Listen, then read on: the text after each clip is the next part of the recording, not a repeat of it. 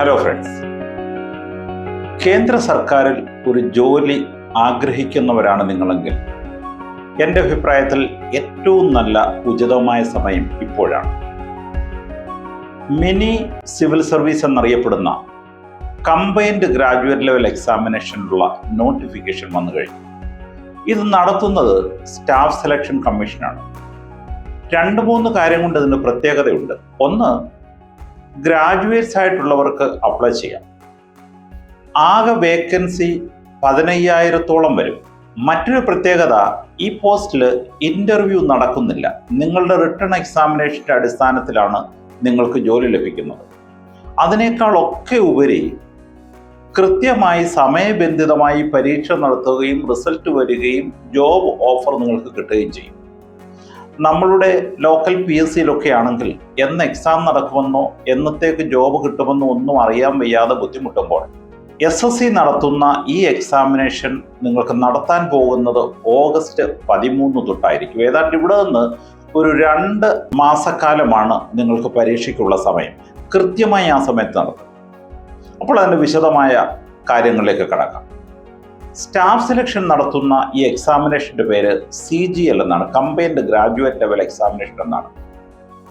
അതുകൊണ്ട് തന്നെ ഏതെങ്കിലും വിഷയത്തിൽ ഗ്രാജുവേഷൻ നേടിയിട്ടുള്ളവർക്ക് അപ്ലൈ ചെയ്യാം.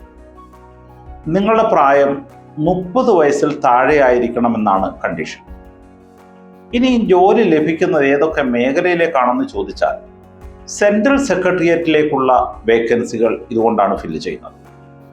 വിവിധ മന്ത്രാലയങ്ങളിലേക്കുള്ള വേക്കൻസികൾ, നമ്മുടെ finance ministry, external affairs ministry തുടങ്ങിയ എല്ലാ മിനിസ്ട്രികളിലേക്കുള്ളത്, C&G ഡിപ്പാർട്ട്മെൻറ്റിലേക്കുള്ളത്, ഇൻകം ടാക്സ് ഡിപ്പാർട്ട്മെൻറ്റിലേക്കുള്ളത്. അപ്പോൾ കേന്ദ്ര സർക്കാരിൻ്റെ കീഴിലുള്ള മിനിസ്ട്രികളിലേക്കും മറ്റ് ഡിപ്പാർട്ട്മെൻറ്റുകളിലേക്കുള്ള വേക്കൻസി ഫില്ല് ചെയ്യുന്ന ഒരു പ്രക്രിയയാണ് സ്റ്റാഫ് സെലക്ഷൻ നടത്തുന്നത്. ഞാൻ ആദ്യമേ പറഞ്ഞു 15,000-ഓളം വേക്കൻസി ഉണ്ട്. വേറൊരു വലിയ പ്രത്യേകത, ഇതിന് ആപ്ലിക്കേഷൻ ഫീസ് എന്ന് പറയുന്നത് 100 രൂപ മാത്രമേ ഉള്ളൂ. പെൺകുട്ടികൾക്ക് ഫീസ് ഒട്ടും തന്നെ ഇല്ല. അതുപോലെയാണ് SC/ST വിഭാഗങ്ങൾക്കും. ഏജിൻ്റെ കാര്യത്തിലും സാധാരണ ഗവൺമെൻറ് സർവീസ് റിലാക്സേഷൻ ലഭിക്കുന്നത് പോലെ SC/ST വിഭാഗങ്ങൾക്ക് 5 വർഷം, OBC വിഭാഗങ്ങൾക്ക് 3 വർഷം, PWBDക്ക് 10 വർഷം, അങ്ങനെ റിലാക്സേഷൻ ലഭിച്ചുകൊണ്ടിരിക്കും. എക്സ് സർവീസ്മാനും ഏജ് റിലാക്സേഷൻ ഉണ്ട്. ആപ്ലിക്കേഷൻ്റെ പ്രൊസീജിയർ തുടങ്ങിക്കഴിഞ്ഞു. സ്റ്റാഫ് സെലക്ഷൻ കമ്മീഷൻ്റെ സൈറ്റിൽ നിങ്ങൾ കയറി കഴിഞ്ഞാൽ നിങ്ങൾ 1 ടൈം രജിസ്ട്രേഷൻ നടത്തിയിട്ട് അപ്ലൈ ചെയ്താൽ മതി. കഴിഞ്ഞ വർഷമൊക്കെ SSCയുടെ എവിടെയെങ്കിലും അപ്ലൈ ചെയ്ത കുട്ടികളാണെങ്കിൽ അവർക്ക് ഓൾറെഡി ഒരു രജിസ്ട്രേഷൻ നമ്പർ കാണും. അതനുസരിച്ച് മുന്നോട്ട് പോയാലും മതി. ഈ വർഷം മുതൽ മൊബൈൽ ആപ്ലിക്കേഷനിൽ കൂടെയും നിങ്ങൾക്ക് അപ്ലൈ ചെയ്യാവുന്നതേ ഉള്ളൂ. അപ്പോൾ ഒരു മൊബൈൽ ആപ്പ് ഉണ്ട്, അത് നിങ്ങളുടെ മൊബൈൽ ഡൗൺലോഡ് ചെയ്യാൻ നിങ്ങൾക്ക് അപ്ലൈ ചെയ്യാം. ആ ആപ്പിനെ പറ്റിയുള്ളതും നിങ്ങളുടെ ലിങ്കും വിശദവിവരങ്ങൾ ഞാൻ ഡിസ്ക്രിപ്ഷൻ ബോക്സിൽ കൊടുക്കുന്നതായിരിക്കും. അപ്പോൾ ഞാൻ വീണ്ടും ആവർത്തിക്കുന്നു, കേന്ദ്ര സർക്കാരിലെ ജോലിയാണ് നിങ്ങൾ ഉദ്ദേശിക്കുന്നതെങ്കിൽ ഇതിനപ്പുറത്തൊരു സുവർണാവസരം വരും എന്നെനിക്ക് തോന്നുന്നില്ല. ഇതിൻ്റെ തിരഞ്ഞെടുപ്പ് രീതി 2 tier ഓഫ് എക്സാമിനേഷൻ ഉണ്ട്. 2 എക്സാമിനേഷനിലും സിലബസ് ഒന്ന് തന്നെ ആയിരിക്കും. പക്ഷേ രണ്ടാമത് വരുമ്പോൾ നാച്ചുറലി കുറച്ചുകൂടി ടഫായിരിക്കും. കാരണം ഞാൻ മനസ്സിലാക്കുന്നത് വളരെയധികം കുട്ടികൾ അപ്ലൈ ചെയ്യുന്ന ഒരു തിരഞ്ഞെടുപ്പാണിത്. അതുകൊണ്ട് തന്നെ അതിൻ്റെ ലെവൽ ഓഫ് സ്റ്റാൻഡേർഡ് അല്പം ടഫായിരിക്കുമെന്ന് നിങ്ങൾ പ്രതീക്ഷിക്കേണ്ടിയിരിക്കുന്നു. എന്നെ കേൾക്കുന്നവരിൽ എനിക്ക് തോന്നുന്നത് 3-4 വിഭാഗക്കാരുണ്ടാവും. ഒന്നാമത്തത്, ആദ്യമായി നിങ്ങൾ ഈ വീഡിയോ കേൾക്കുന്നവരും ആദ്യമായി CGL എക്സാമിനേഷനെ പറ്റി കേൾക്കുന്നവരായിരിക്കും. അങ്ങനെയുള്ളവർ എന്താണ് ചെയ്യേണ്ടതെന്ന് ഞാൻ പറയാം. രണ്ടാമത്തത്, കഴിഞ്ഞ 1-2 വർഷമായി നിങ്ങൾ ഇതിനെപ്പറ്റി അറിഞ്ഞുകൊണ്ടിരിക്കുകയും അതിന് തയ്യാറെടുത്തുകൊണ്ടിരിക്കുന്നവരായിരിക്കും. അവർക്ക് വളരെ പെട്ടെന്ന് പറയാവുന്നത്, നിങ്ങൾക്കറിയാവുന്നതുപോലെ എക്സാമിനേഷൻ വരുന്നത് ജനറൽ അവയർനെസ്സിൽ നിന്നും ക്വസ്റ്റ്യൻ വരും, അതായത് ജനറൽ നോളജ്. റീസണിങ്ങിൽ നിന്നും ക്വസ്റ്റ്യൻസ് വരും. മാത്തമാറ്റിക്സിൽ ജനറൽ ആപ്റ്റിറ്റ്യൂഡിൽ നിന്നും ക്വസ്റ്റ്യൻസ് വരും. ഇംഗ്ലീഷിൽ നിന്നും ക്വസ്റ്റ്യൻ വരും. ഈ 4 പോർഷനിൽ നിന്നും 25 ക്വസ്റ്റ്യൻ വീതം 100 ക്വസ്റ്റ്യനാണ് വരുന്നത്. 1 മണിക്കൂർ ലഭിക്കുന്നു. 200 മാർക്കാണ് ഇതിനുള്ളത്. ആദ്യത്തെ എക്സാമിനേഷനെ നിങ്ങൾക്കൊരു എലിമിനേഷൻ റൗണ്ടായിട്ട് കരുതിയാൽ മാത്രം മതി. അത് റാങ്കിങ്ങിലൊന്നും ശ്രമിക്കത്തില്ല. ഒരു കട്ട് ഓഫ് ഡേറ്റ് തീരുമാനിച്ചിട്ട് അത്രയും കട്ട് ഓഫ് ഡേറ്റ് മാർക്കിന് മുകളിൽ വരുന്നവർക്ക് അടുത്ത Tier 2 പ്രവേശനം ലഭിക്കുന്നു. അപ്പോൾ നമ്മൾ ആദ്യം കോൺസെൻട്രേറ്റ് ചെയ്തത് Tier 1 തന്നെയാണല്ലോ.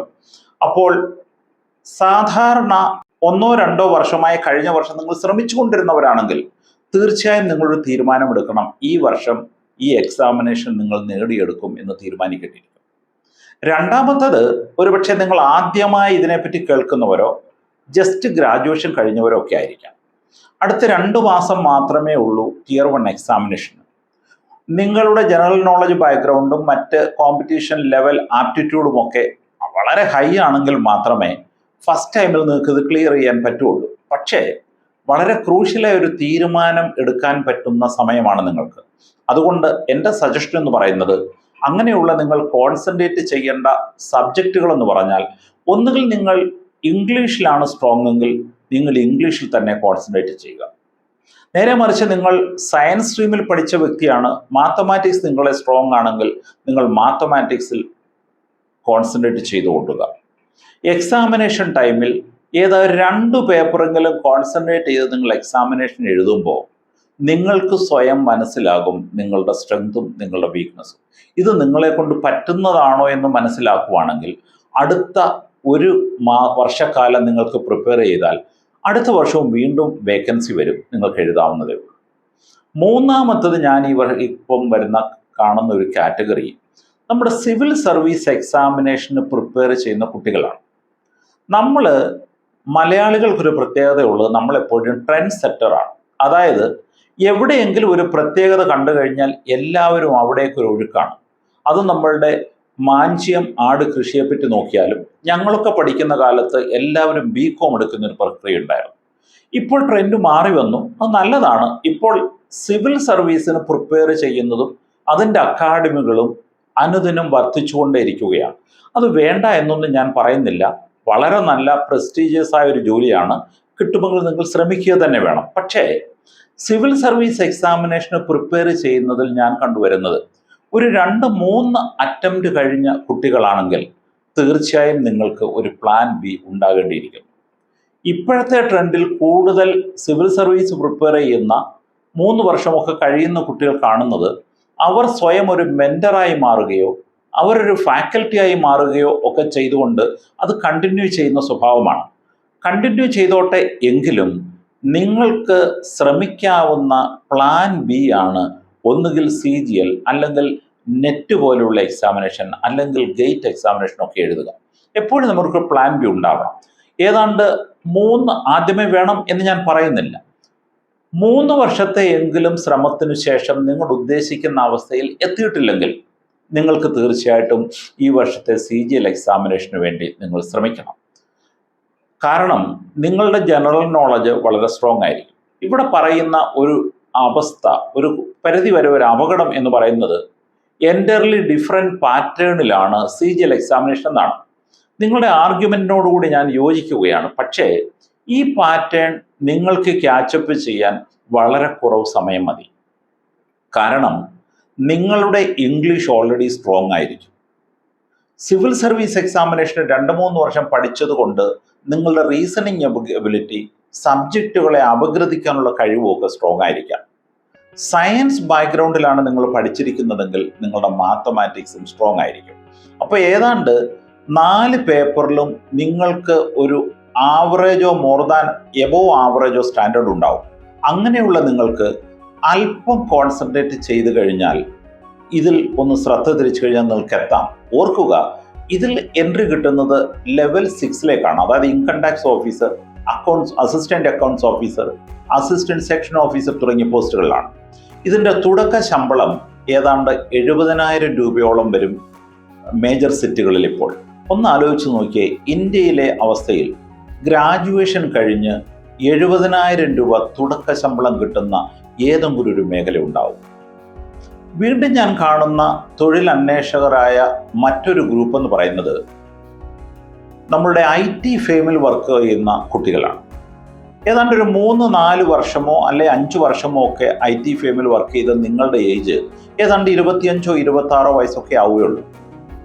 കുറേ കുട്ടികൾ IT മേഖലയിൽ വളരെ ഗ്ലാമറസ് ആയിട്ട് ജോലി ചെയ്യുകയും നല്ല പൊസിഷനിലെത്തുകയും നല്ല ശമ്പളം വാങ്ങിക്കുകയും ചെയ്യും. പക്ഷെ അവരിൽ നിന്നും കുറച്ച് കുട്ടികളെങ്കിലും ശമ്പളം വളരെ കുറഞ്ഞ് വർക്ക് ചെയ്യുന്നുണ്ടാവാം. ഒരു 3-4 വർഷം കഴിഞ്ഞപ്പോൾ നിങ്ങൾക്ക് ഈ മേഖലയോട് ഒരു മടുപ്പ് തോന്നിയിട്ടുണ്ടെങ്കിൽ നിങ്ങൾ ട്രൈ ചെയ്യേണ്ട ഒരു എക്സാമിനേഷനാണിത്. അല്പം ഡെഡിക്കേഷനോട് വർക്ക് ചെയ്താൽ മാത്രം മതി.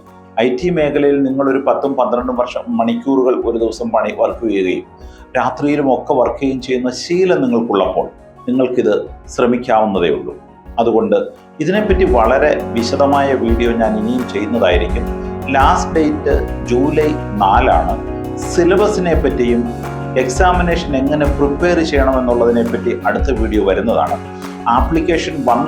നോട്ടിഫിക്കേഷൻ വന്നതുകൊണ്ട് നിങ്ങൾ എത്രയും വേഗം അപ്ലൈ ചെയ്യട്ടെ എന്ന് വിചാരിച്ച് ഈ വീഡിയോ കൊണ്ട് വന്നു എന്ന് മാത്രമേ ഉള്ളൂ. തുടർ ദിവസങ്ങളിൽ ഇതിൻ്റെ 1-2 വീഡിയോ ചെയ്യണമെന്ന് ആഗ്രഹമുണ്ട്. അതുകൊണ്ട് ചാനൽ സബ്സ്ക്രൈബ് ചെയ്യുക, മറ്റുള്ളവരിലേക്ക് എത്തിക്കുക. Thank you.